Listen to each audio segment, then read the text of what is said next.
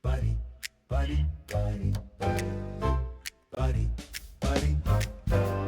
Persegui sul filo dell'onda, radio nostra che accende la sonda, polpa dolce che sembra un bacio, nocciolo duro diritto in faccia.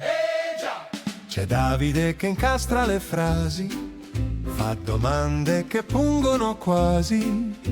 Roberto rilancia, sorride, scava sotto le frasi tranquille. E alla regia c'è Gianluigi che sorveglia i respiri e i litigi. Un pulsante silenzio sospeso, un sorriso ed è fuoco acceso. Persegui, metti a nudo la politica, dolce come la polpa, critica duro come il suo nocciolo. Persegui, che ti prende per la giacca, ti fa ridere e poi spiazza qui su Radio Nostra. Eccoci. Eccoci, buonasera a tutti. Buonasera a tutti. Allora, andiamo con una nuova puntata di Persegui. Il nostro ospite: c'è chi resta dentro i confini e chi sceglie di spingersi oltre, là dove la fede incontra la vita vera. Nato a Noale nel 1946 in una famiglia di tradizioni contadine, attraversa gli anni del cambiamento del post-Concilio Vaticano II. Ordinato sacerdote nel 1972, sente presto il bisogno di una scelta più radicale: vivere il Vangelo in modo essenziale, libero, concreto. Nel 1974 arriva al Marango, in una periferia tra terra e laguna. Da un casolare abbandonato nasce una comunità fondata su preghiera, lavoro e accoglienza, un monastero aperto a tutti, dove il sacro si intreccia con la quotidianità. Negli anni il suo impegno supera quei confini: sostegno alle popolazioni colpite dalla guerra, presenze in luoghi feriti come l'Iraq, gesti forti e simbolici, come lenzuolo coi nomi di migliaia di bambini vittime dei conflitti, sempre con un'unica direzione: costruire pace e consapevolezza.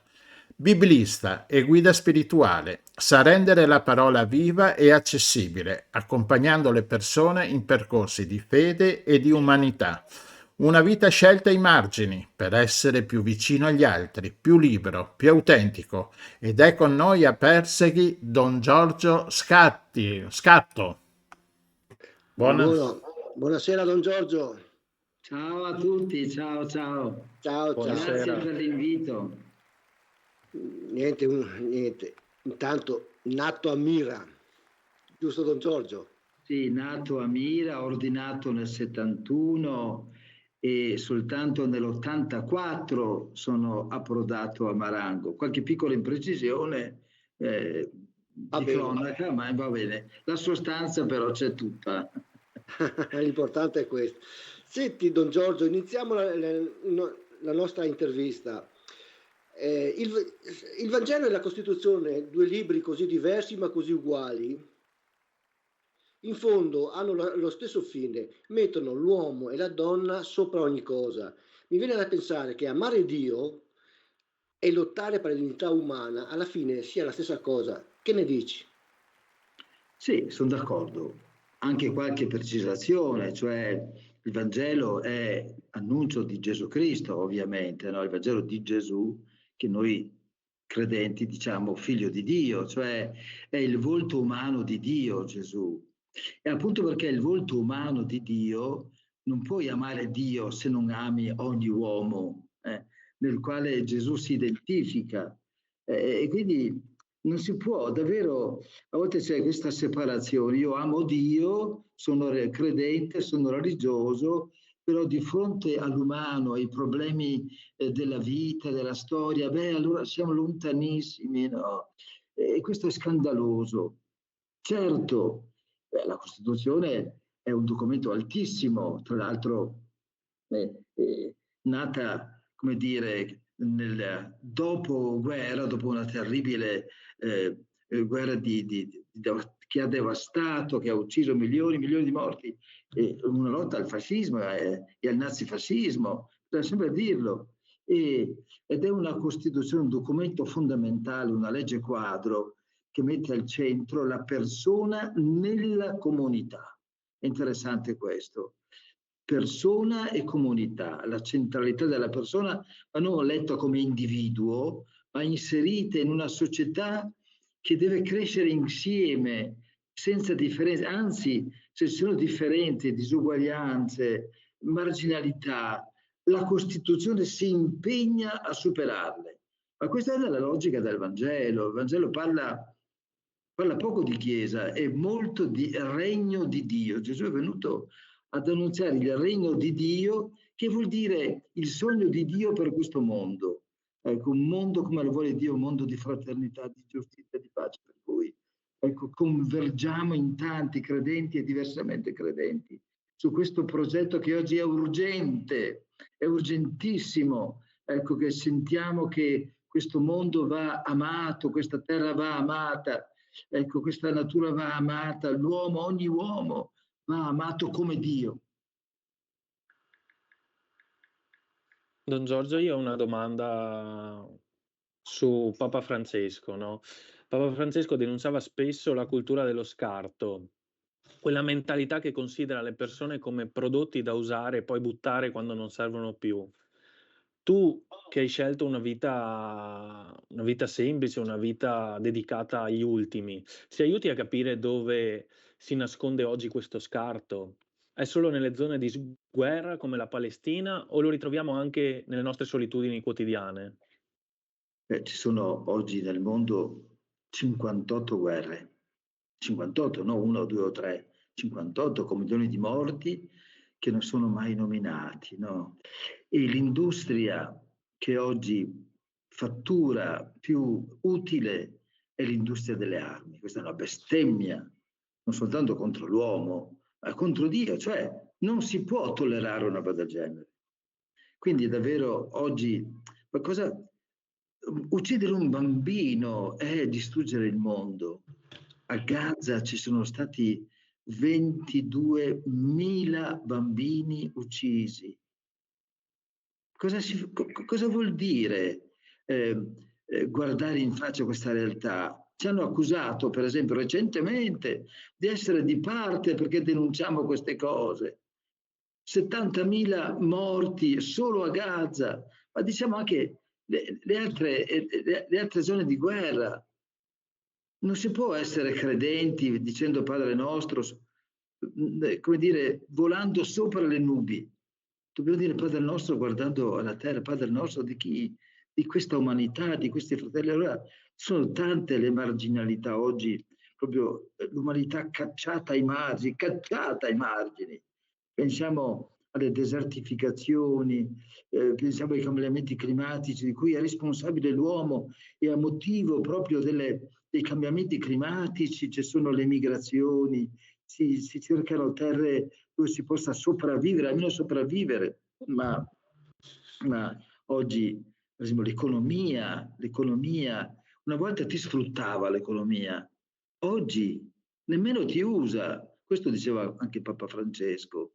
Una volta c'era lo sfruttamento delle persone, oggi non c'è neppure lo sfruttamento perché tu non servi più, quindi nessuno più ti utilizza neanche per sfruttarti, sei appunto scarto. Ecco, però io penso per esempio oggi alla condizione degli anziani, no? Mamma mia. Cioè ogni anziano è una biblioteca di esperienze, di storie, di vita. Io quando incontro gli anziani chiedo sempre, ma tu che vita hai fatto? Cosa puoi raccontarmi? No? E questo anziano si accende, perché finalmente qualcuno si ricorda di lui. Penso a tanti giovani. I giovani, oggi la questione giovanile è in primo piano, però tante volte dicono ma nessuno ci ascolta, nessuno ci prende in considerazione, nessuno come dire, è lì ad apprezzare la nostra vita perché tanti prendono il sopravvento. Sì. Don Giorgio, Sì, il tuo ultimo libro ha un titolo che suona come una confessione e insieme come un manifesto. Storia di un prete marginale e di un monastero inconsueto. Ti chiedo oggi, dopo 50 anni, perché hai sentito il bisogno di rivendicare proprio queste due parole? Cosa c'è di così prezioso nell'essere marginale e cosa rende inconsueto il vostro modo di vivere il Vangelo al Marango? beh, siamo marginali perché questa è una delle scelte fondamentali di Gesù. Quando Gesù ha iniziato il suo ministero, il Vangelo dice che aveva circa 30 anni, uscì da Nazareth dove era vissuto, aveva lavorato e ha scelto di andare a abitare a Cafarno, che era un luogo di passaggio dove erano passati tutti gli eserciti, quindi lasciando tracce, lasciando una popolazione mista, lasciando tanta miseria, ma i secoli nei secoli. Gesù è andato ad abitare nei territori peggiori.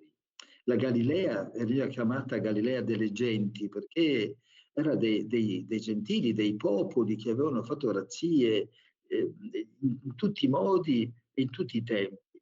Allora, se vogliamo essere di Cristo, non dobbiamo ambire al palazzo, ma dobbiamo ambire alle periferie. Tra l'altro, chi vive in periferia capisce di più la storia, perché nel palazzo il rumore, il grido del mondo non lo senti, non lo vedi, mentre se tu stai in basso, in mezzo ai piccoli, ai poveri, agli ultimi, lo senti, lo vedi, come diceva Papa Francesco, hai l'odore delle pecore, no? Perché sta lì in mezzo. E chi è marginale nella storia, chi è considerato marginale, ha un occhio attento, ha un occhio penetrante, sa capire di più la direzione della storia, no?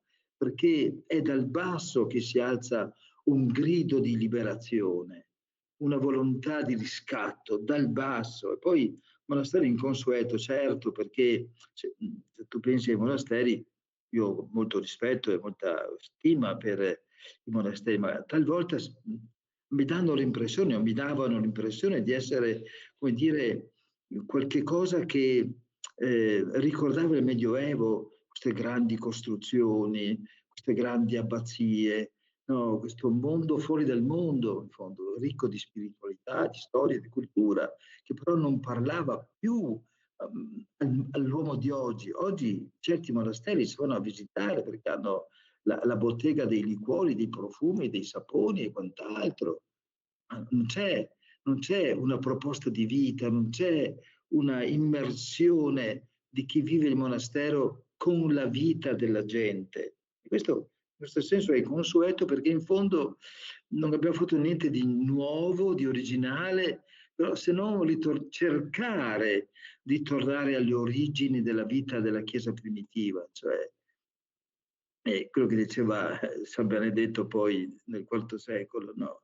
Il V secolo è ora legge et labora, prega, perché il cristiano è uno che si rivolge a Dio quotidianamente, lavora, cioè lavora con le tue mani, rendi un servizio al mondo, guadagnati la vita, servi i poveri e legge vuol dire leggi, istruisci, abbi una cultura, una capacità di interpretare il mondo nel quale vivi, un po' inconsueto perché tutto questo costa fatica, noi viviamo una religiosità tante volte ripetitiva, questa è la mia critica a volte a certe forme di chiesa, molto ritualiste, molto avulse dalla storia, molto lontane.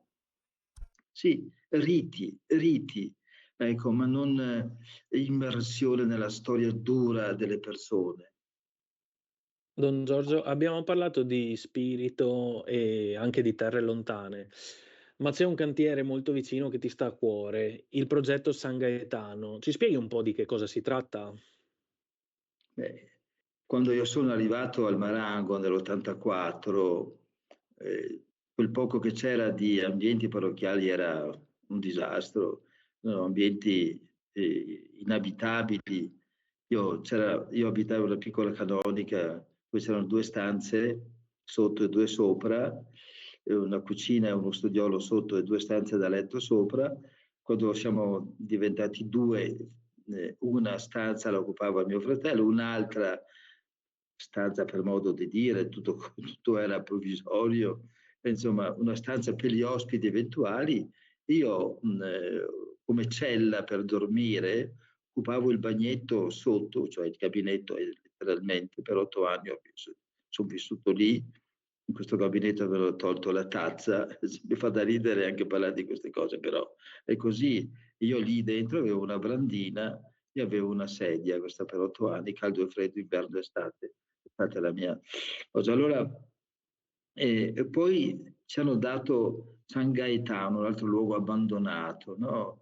In chiesa non veniva quasi nessuno, anche lì gli ambienti proprio abbandonati. Ci siamo rimboccati le maniche, abbiamo ricostruito, abbiamo ridato fiducia alle persone, abbiamo creato, con l'aiuto di Dio, si intende, una bellissima comunità. Adesso vengono anche da fuori per partecipare alla nostra Eucaristia, per dire, ma c'era da fare di più, no? Allora c'erano i ruderi della scuola materna di una volta, abbiamo abbattuto e lì sta nascendo a fatica, con tanta fatica, questo progetto San Gaetano, che è un progetto di umanizzazione dei territori. Torniamo sempre lì, ecco, attraverso la cultura, attraverso il lavoro, attraverso l'accoglienza, attraverso l'ascolto, attraverso attività che impegnano giovani, meno giovani, bambini, cioè creare questi nostri luoghi che sono anche disadorni, che sono anche sprovvisti di vere e continuative proposte culturali, ecco, creare un territorio, un sogno, ecco, che i nostri territori diventino ambienti umani. Da noi non può esistere solo la stagione estiva, no? Che certamente dà ricchezza, però anche porta via forze, risorse, e poi trova il vuoto. Finita la stagione c'è il vuoto, invece dobbiamo proprio, ecco, recuperare un progetto umanizzante per tutta la nostra realtà. Don Giorgio, al Maranco non sei solo. Ci sono fratelli e sorelle che ogni giorno dividono il pane e la vita con te. Cosa rappresentano nel tuo cammino questi fratelli e sorelle? La mia salvezza. Sono la mia salvezza. Allora, io ho sempre pensato che il prete non doveva vivere da solo, no? Perché è proprio una tragedia. Oggi soprattutto diventa in maniera evidente una tragedia. Ho sempre pensato che anche per dare visibilità all'Evangelo bisognava vivere in fraternità, no? Dove 2 o 3 sono riuniti nel mio nome, dice Gesù, io sono lì, in mezzo a loro, lì. Cioè, altrimenti il Vangelo rimane un discorso, una ideologia religiosa, niente altro, insomma, un predicare qualche cosa di cui non fai esperienza. E poi il prete non può essere l'unico esperto del sacro, no? La Chiesa, la proposta cristiana si vive in comunità e non è sufficiente la comunità della domenica, che per quanto bella, ricca, attraente, no, ci vuole una comunità permanente. Allora ho pensato questo, però quando sono arrivato al Marango, dopo che il vescovo mi aveva messo alla prova e mi aveva poi approvato questo mio progetto, ero da solo e dopo tanti anni il vescovo mi fa, Marco Cedico, avevo stima enorme, mi dice, mi fa paura il fatto che sei da solo. Anch'io gli risposi, ho paura per il fatto che sono da solo, ma devo cominciare da solo, con fede, proprio per fede, come Abramo, parto da solo, ma spero che strada facendo arrivi qualcuno.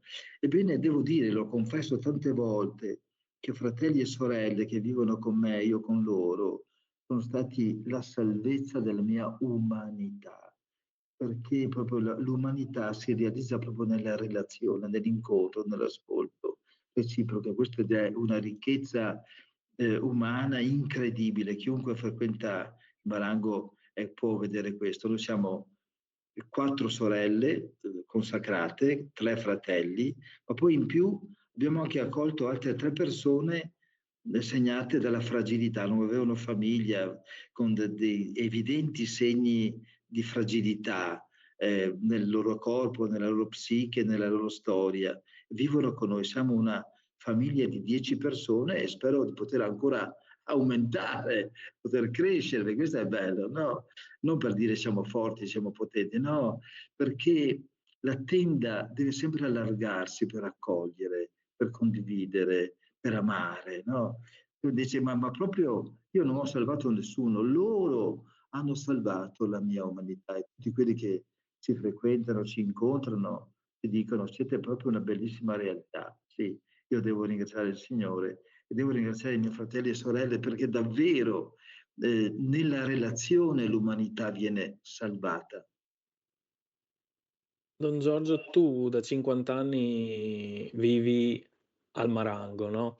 Eppure sembra che qui passi all'interno tutto il mondo, no? Siete riusciti a portare all'interno di questo monastero il dolore della Palestina, le ferite dell'Iraq, ma conoscete bene anche la gioia luminosa di chi si dona agli altri in terre lontane, dall'Honduras all'Uganda. Ti chiedo, abitare così profondamente le sofferenze e le speranze degli ultimi, quanto ti rende vicino all'uomo di oggi e quanto ti aiuta a non sentirti mai isolato tra queste mura? Ma qui confermo quello che ho appena detto, è l'altro che ti dà la consapevolezza della tua umanità. Quindi non solo fratelli e sorelle, ma questo sguardo proprio sul mondo. I miei viaggi in Brasile, in Perù, in Honduras, in Africa, no, in Medio Oriente, in Iraq, in Palestina, ecco, hanno proprio arricchito, non perché che quanti viaggi, no, non è quello, hanno arricchito il mio sguardo sull'umanità. No? Questo è molto bello, cioè noi sì, stiamo aiutando, aiutiamo anche molto, ma siamo molto aiutati appunto a rimanere umani, a rimanere dentro la storia, a non evaderla, nemmeno sotto pretesti cosiddetti religiosi. Si è religiosi nel modo più autentico se tu assumi il pianto, il grido, il dolore del mondo. Lo diceva anche San Giacomo l'Apostolo, dice vera religione non è soccorrere l'orfano e la vedova, ecco, e mantenersi puri, diceva, dal sistema, ecco, lontani dal sistema, ecco, che cerca sempre di fagocitarti e soccorrere l'orfano, la vedova. Ecco, questo sporcarsi le mani, questo stare dentro, ecco, realizza una umanità vera e realizza proprio il compito del cristiano.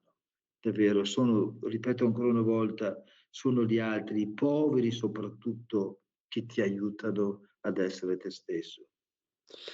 Don Giorgio, tu sei un biblista che lavora la terra, c'è una parabola, penso a quella del seminatore o della zizzania. Cosa hai capito meglio sporcandoti le mani nei campi di Marango rispetto a quando la studiavi sui libri?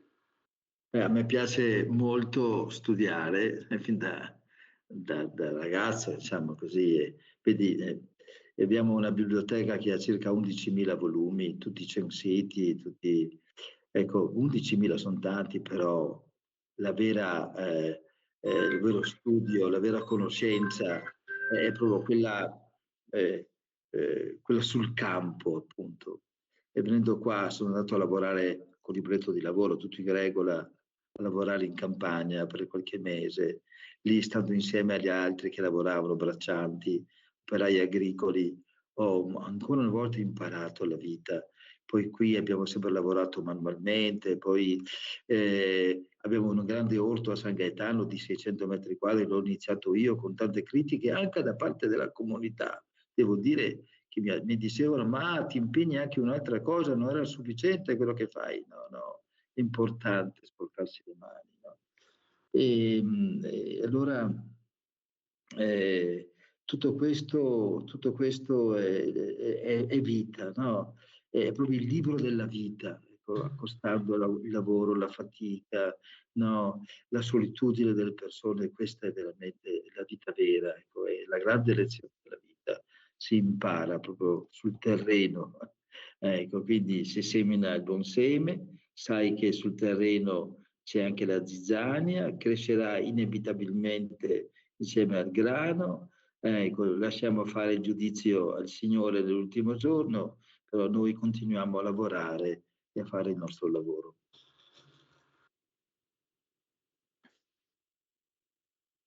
Nel Vangelo Gesù è sempre in movimento verso gli ultimi del suo tempo, no?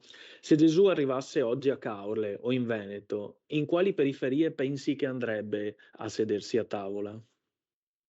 Beh, la risposta così classica sarebbe con i peccatori. È la tavola che Gesù prediligeva e per la quale veniva anche molto accusato dai ben pensanti del suo tempo, no? È amico dei pubblicani e delle prostitute. Ecco, sedeva a tavola con loro. E oggi penso sempre a quelle categorie, ecco, i giovani, penso gli anziani, penso agli stranieri, no? Quanta fatica facciamo a sentirli umani come noi, con gli stessi diritti, con gli stessi desideri, con lo stesso cuore che batte come abbiamo noi, no? Con un desiderio di pace come abbiamo noi. Quindi davvero il sedersi a tavola con chi non ha oggi compagni di tavola, con le tante situazioni di solitudine, no, che abbondano nel nostro mondo. Io vado a cercare quello, lì mi trovo bene, proprio di dove ecco, c'è solitudine e disperazione. Penso ai malati terminali, noi abbiamo accolto per tanti anni anche un progetto nostro dei malati mentali, no? Malattie psichiatriche sono davvero una grande povertà che va accolta, custodita, certe malattie che ti portano proprio a perdere la consapevolezza di te stesso, molto faticose per i familiari. Bisogna proprio che una società proprio guardi, come dire, alla rovescia. Adesso si guardano i grandi, si guardano le sfilate militari, si guardano le grandi, no, le grandi realizzazioni economiche. Bisogna rivoltare lo sguardo verso il basso, verso i piccoli, verso quelli che non sono considerati. Giorgio, tu e le sorelle e i fratelli avete portato al Marango il dolore della Palestina e dell'Iraq. Come riusciamo a leggere il Vangelo di oggi sotto le macerie di Gaza e di fronte alla mostra degli aquiloni, lettere dal cielo? Beh, è l'unico modo per leggerlo. Noi non soltanto Palestina e Iraq, ma appunto Uganda, Mali, Brasile, India. Sì, abbiamo fatto tante cose, no? E il Vangelo si vive solo così, cioè dalle periferie, dalle periferie. Questa mostra di cui tu dici è proprio il risultato di un contatto che abbiamo avuto con una pittrice di Gaza, una donna formidabile, si chiama Maisa, che ha raccolto, che continua a raccogliere sulle macerie del suo laboratorio, della sua casa, 20, 30, 40, 50 bambini al giorno e li fa disegnare, proprio per distoglierli dal pensiero della morte, dal rumore delle bombe, delle distruzioni. È un grande insegnamento. E poi questa conoscenza è diventata una mostra perché lei ci ha mandato le foto, ci ha mandato i disegni, ci ha mandato le letterine di questi bambini di Gaza. È diventata una mostra che a nostra, vuol dire, noi pensavamo che si chiudesse qui da noi una volta, invece sta girando l'Italia, ma anche le grosse città, Reggio Emilia, andremo a Bologna, andremo a Marzabotto dove di stragi se ne intendono, no? Ecco, in tantissimi luoghi continuamente c'è questa richiesta di questa mostra, no? E cosa mostriamo? I volti dei bambini. I volti dei bambini, le loro letterine, i loro disegnini infantili, piccoli, sono bambini di 7, 8, 10, 12 anni al massimo. Eppure questo cambia il mondo, questo è il Vangelo che cambia il mondo, cioè sono i piccoli che cambiano il mondo. Ecco, e questa è la via del Vangelo.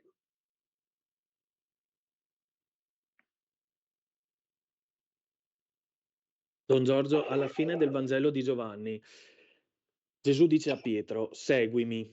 Dopo 50 anni di sacerdozio e di vita al Marango, cosa significa per te oggi pronunciare ancora quel sì, ti seguo? Vuol dire di sì come fosse il primo giorno, con lo stesso entusiasmo, con lo stesso desiderio. Il desiderio sta tutto davanti a me. Io sono prete da 55 anni, adesso il 27 giugno. E il desiderio è sempre tutto davanti. Io non penso alla strada che ho fatto, penso di aver iniziato ieri, oggi. Ecco, ancora oggi c'è un Signore, un Gesù che mi dice vieni dietro di me. E io penso che questa parola sia la parola più importante oggi, perché ho capito che Gesù è colui che mi umanizza di più, colui che realizza il nostro desiderio di essere uomini e donne veri, autentici, pienamente realizzati. Quindi io oggi comincio e dico sì con grande entusiasmo e con grande passione, e ringrazio sempre il Signore. E il Vangelo non è una favola, è proprio la via impegnativa finché vuoi, ma della quale ha bisogno l'uomo di oggi. Veramente l'unica proposta umanizzante, guardatevi se c'è intorno una proposta così umanizzante come il Vangelo. Don Giorgio, siamo arrivati alla fine di questa chiacchierata. Abbiamo parlato di grandi temi, ma la pace si costruisce nel quotidiano. Quale compito a casa vorrebbe lasciare chi ci ascolta? Un'azione semplice che ognuno di noi può fare da domani mattina. Anche da stasera, per chi è sposato, dare un bacio alla moglie, al marito, una carezza ai bambini. Questo è dedicare 5 minuti ad ascoltarsi, a dire come stai, ecco, a dirsi buongiorno la mattina. Ecco, e queste cose semplicissime. Qualcosa di più impegnativo potrebbe essere, vediamo se riesco a perdonare qualcuno, almeno nella mente, nel cuore, a liberarmi dal peso di un giudizio e di una relazione che mi appesantisce, appunto. Sarebbe già una via di pace molto importante, ma però che, con la quale si può cominciare subito. Bene, grazie Don Giorgio. Ricordo che potete prendere il libro Storia di un prete marginale, dove trovate la storia di Don Giorgio del Marango, e così una buona lettura fa sempre bene.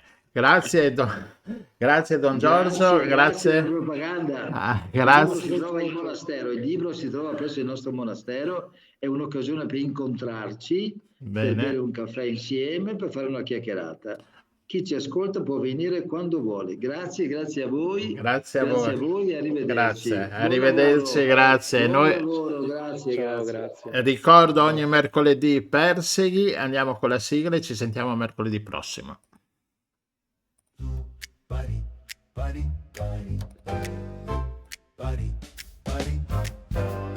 Perseghi sul filo dell'onda, radio nostra che accende la sonda, polpa dolce che sembra un bacio, nocciolo duro diritto in faccia.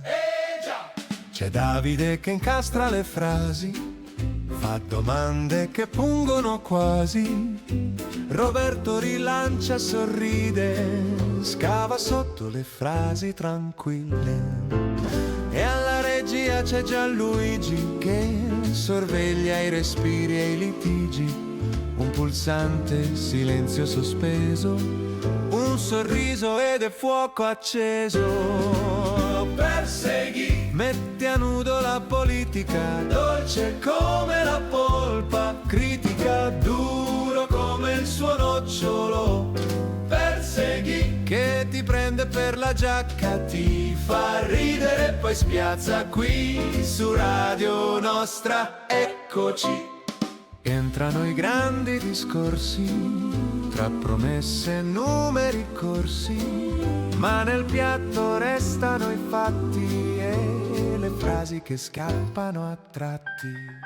Come mai che non molla la presa? Chi ci guadagna? Domanda sospesa. Ogni ospite sente il calore di una pesca matura al sapore. Perseghi, mette a nudo la politica, dolce come la polpa, critica, duro come il suo nocciolo. Perseghi, se ti siedi alla sua tavola non c'è scusa che si salva qui su Radio Nostra. Eccoci. Tra una risata e un imbarazzo scivola via ogni velo di ghiaccio. E se una frase rimane strozzata, Perseghi torna, la serve tagliata. Perseghi, mette a nudo la politica, dolce come la polpa, critica, duro come il suo nocciolo. Perseghi, una fetta di verità che ti resta in gola e sa di Radio Nostra. Eccoci qua.